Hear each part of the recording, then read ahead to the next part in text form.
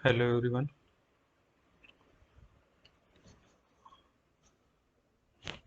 आज का टॉपिक है एसे।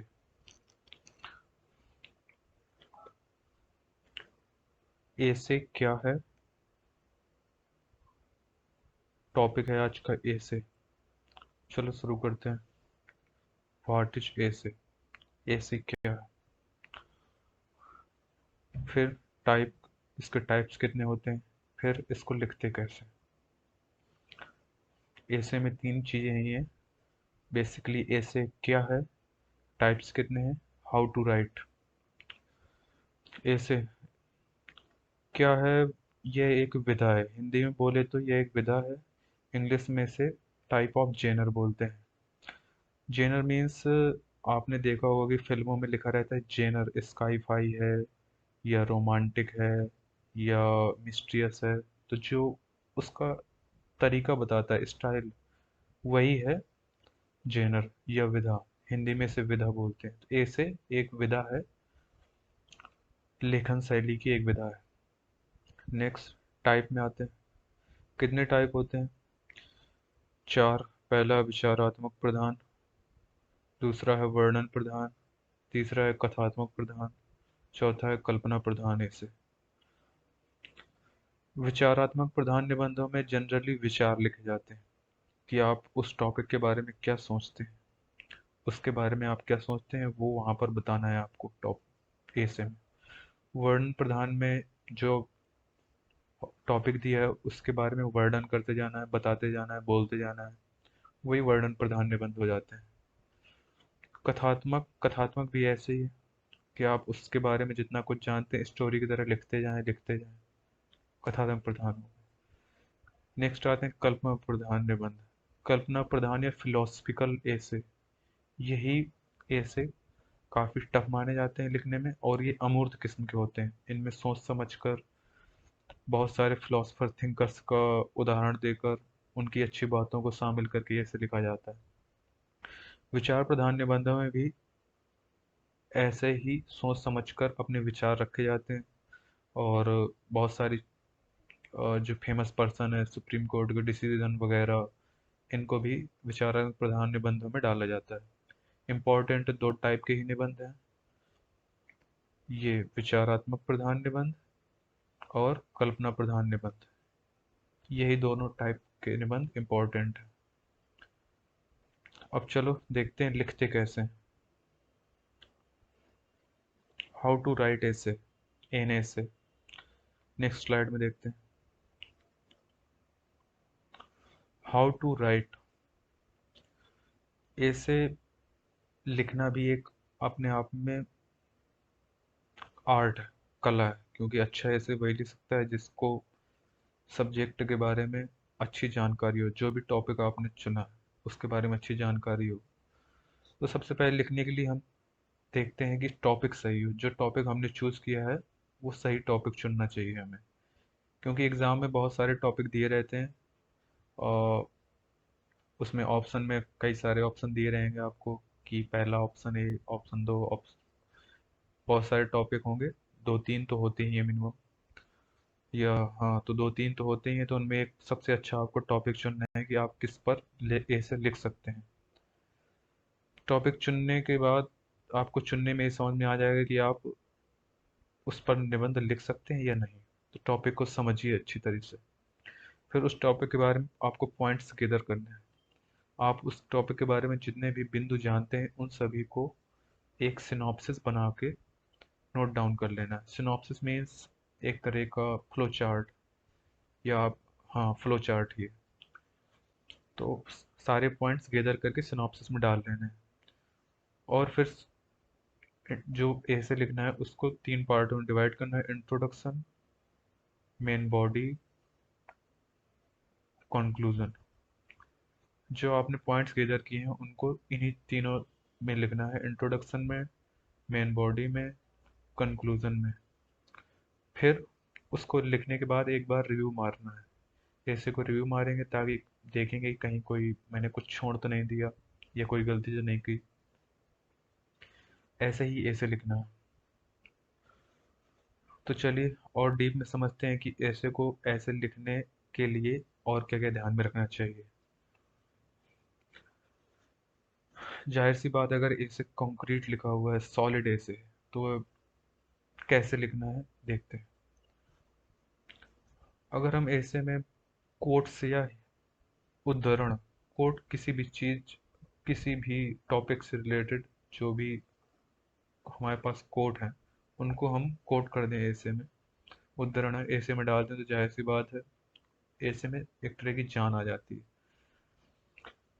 उस टॉपिक से रिलेटेड अगर हमारे पास फेमस पर्सन जैसे कबीरदास, महात्मा गांधी, अंबेडकर साहब आदि से संबंधित कुछ अच्छा मटेरियल है, तो उस टॉपिक से रिलेटेड हम उस पर डाल सकते हैं। कि मान लीजिए जैसे महिलाओं के बारे में निबंध आता है, तो कबीरदास जी महिलाओं के बारे में क्या बोलते हैं, गांधी जी महिलाओं के बारे में क्या विचार रखते हैं, अंबेडकर साहब ने महिलाओं के बारे में अपने क्या विचार दिए हैं, या सुप्रीम कोर्ट के डिसीजंस क्या हैं जो आजकल महिलाओं के बारे में चल रहे हैं, जैसे कि मंदिरों पे एंट्री मारना। साउथ में एक मुद्दा आया था जिसमें महिलाओं को एक मंदिर पे एंट्री के लिए रोका गया था। हाँ, केरल का मामला है शायद, भगवान अयप्पा से संबंधित। तो ऐसे ही जो इम्पोर्ट, और जैसे स्त्री के बारे में, स्त्रियों के बारे में ऐसे आया है, तो स्त्रियों से संबंधित कोई अच्छा सा कोट है तो कोट कर दिया, इस तरह से एक अच्छा ऐसे लिखते हैं। नेक्स्ट पॉइंट, अगर उस जो टॉपिक है उससे संबंधित कोई ट्रू इवेंट या स्टोरी है जो रिलेटेड हो सकती है उस टॉपिक से, उसको कोट कर दें, उसको डाल सकते हैं। कोई करंट इवेंट्स या पास इवेंट जो रिलेटेड है टॉपिक से, उसको डाल सकते हैं। टॉपिक के बारे में गवर्नमेंट क्या बोलती है, उसकी रिपोर्ट्स क्या बोलती हैं, इंपॉर्टेंट ऑर्गेनाइजेशन है जो, उनकी रिपोर्ट्स क्या बोलती हैं, क्या गवर्नमेंट ने उससे संबंधित कुछ रिफॉर्म लिए हैं, उनको भी हमें ध्यान में रखना होता है। ऐसे की खास बात यह है कि हम ऐसे में सारी डायमेंशंस को कवर करते हैं, जैसे कि उसका आर्थिक पक्ष क्या बोलता है, सोशल सोसाइटी पक्ष क्या बोलता है, सामाजिक पक्ष, राजनीतिक पक्ष उसका क्या है, क्या उसका पर्यावरणीय पक्ष भी है, ये भी देखना। सारे डायमेंशंस को कवर करके ऐसे को लिखते हैं। ध्यान रहे कि क्या नहीं करना है, don't use bullet points, diagram, images. हमें वहाँ पे फ्लो चार्ट नहीं बनाना है, डायग्राम नहीं बनाना है, हमें तो सिर्फ हमें तो सिर्फ पैराग्राफ्स में ही ऐसे लिखने हैं, पैराग्राफ्स में ऐसे लिखें और अच्छे से लिखें, जो भी पॉइंट्स बताए इन्हीं को ध्यान में रखते हुए। चलिए एक एग्जांपल देते हैं। एग्जाम्पल है आज़ादी का Amrit Mahotsav, India at the rate 75 years of independence. Example है, हालांकि क्योंकि मैंने एग्जाम्पल इसलिए दिया है क्योंकि गवर्नमेंट ऑफ इंडिया आज़ादी का अमृत महोत्सव सेलिब्रेट कर रही है। कहीं भी ऐसे में आज़ादी का अमृत महोत्सव आसानी से पूछा जा सकता है, कोई खास बात नहीं है। तो अगर ये टॉपिक है तो हम इसको कैसे लिखेंगे। तो अगर कुछ समझ में ना आ रहा हो टॉपिक के बारे में, तो हमें उस टॉपिक को ब्रेक करना चाहिए। जैसे लिखा है इसमें आज़ादी का Amrit Mahotsav, India at the rate 75, तो हम आज़ादी अलग कर लें, अमृत महोत्सव अलग कर लें। इनको अलग करने के बाद हम पाएंगे कि आज़ादी क्या है और अमृत महोत्सव क्या है। तो आज़ादी के बारे में आप बोल सकते हैं, और अमृत महोत्सव जो शुरू किया है वो है क्या। हाँ, कहाँ से शुरू हुआ है, साबरमती आश्रम से शुरू हुआ है। हाँ, कितने दिनों के लिए है, सर क्यों शुरू किया गया है, क्योंकि हमने आज़ादी के 75 साल पूरे कर लिए हैं। गवर्नमेंट ने आज़ादी के अमृत महोत्सव में क्या क्या प्रोग्राम्स या इनिशिएटिव चलाए हैं, जैसे स्माइल 75। हाँ, 75, 75 अभी वो wild life, sorry Ramsar convention के तहत जो भी सेंचुरी, वाइल्ड लाइफ सेंचुरी हैं वो 75 हो गई हैं अभी। और आज़ादी का अमृत महोत्सव कहाँ से चलाया गया है, क्या है, गवर्नमेंट क्या क्या कर रही है, हर जगह झंडे लगाए जा रहे हैं।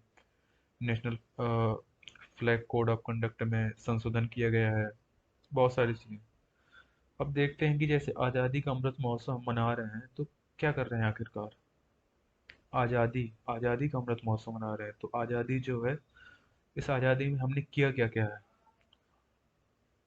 तो आज़ाद भारत में हमने जो क्या किया है, जो भी हमने अचीव किया है, उसको देखते हैं। उसी को हम अमृत महोत्सव में गवर्नमेंट शामिल कर रही है।